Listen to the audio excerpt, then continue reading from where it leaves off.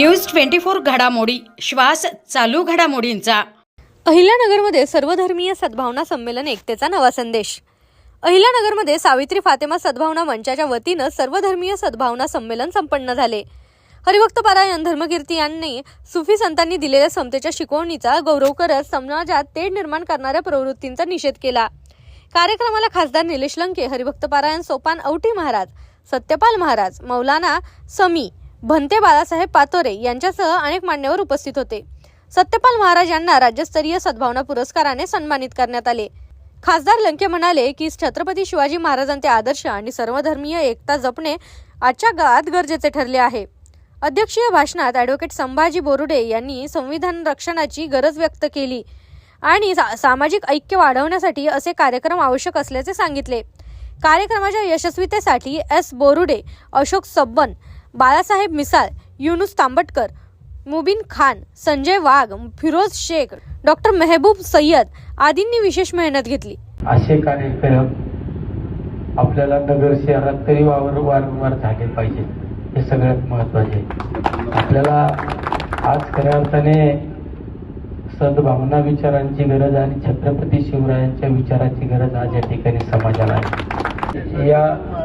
या कार्यक्रमाचं वैशिष्ट्य म्हणजे सगळ्यात महत्त्वाचं आहे की शिवशपथ, छत्रपतींची शिवशपथ, शिवरायांच्या जयंतीनिमित्त त्यांच्या मार्गावर चालण्याचा घेऊया वसा, ही शिवशपथ घेऊन या ठिकाणी या कार्यक्रमाला सुरुवात होणार आहे। या कार्यक्रमाला खरंच मी तुम्हाला धन्यवाद नाही देत, पण तुम्हाला मी सलाम करतो सगळ्यांना। अतिशय चांगला कार्यक्रम आणि इतके मोठ्या ताकदीचे महाराज मंडळी या ठिकाणी उपस्थित आहे। महाराज, आज तुमच्यासारख्याच्या विचाराची गरज आहे। तुम्ही जे समाजाला प्रबोधन करू शकता ना, हे प्रबोधन सगळ्यात महत्वाचं आहे। आज बऱ्याच वेळा समाजामध्ये प्रबोधन करणाऱ्याला सुद्धा चुकीचं प्रबोधन करायला लावलं जात आहे। या सुद्धा गोष्टी थांबल्या पाहिजे, सगळ्यात महत्वाचं आहे। त्यामुळे निश्चित अतिशय चांगलं स्तुत्य उपक्रम आहे सद्भावना।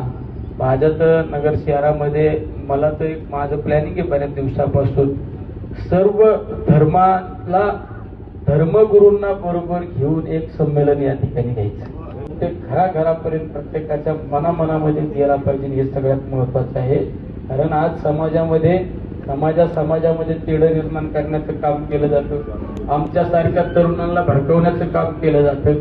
ह्या गोष्टी कुठेतरी थांबल्या पाहिजेत, ह्या गोष्टी थांबणं अपेक्षित आहे, हेच या ठिकाणी मी त्या ठिकाणी भावना व्यक्त करतो। अनेक महाराज मंडळी या ठिकाणी उपस्थित सर्वांना मी दिलगिरी व्यक्त करतो की मला पुढच्या काही कार्यक्रमाला जाण्या अपेक्षित आहे। नाही तर तुमचे विचार ऐकणं हे माझ्या आज नशिबात होतं, पण शेवट नशिबात नव्हतंच म्हणता येईल।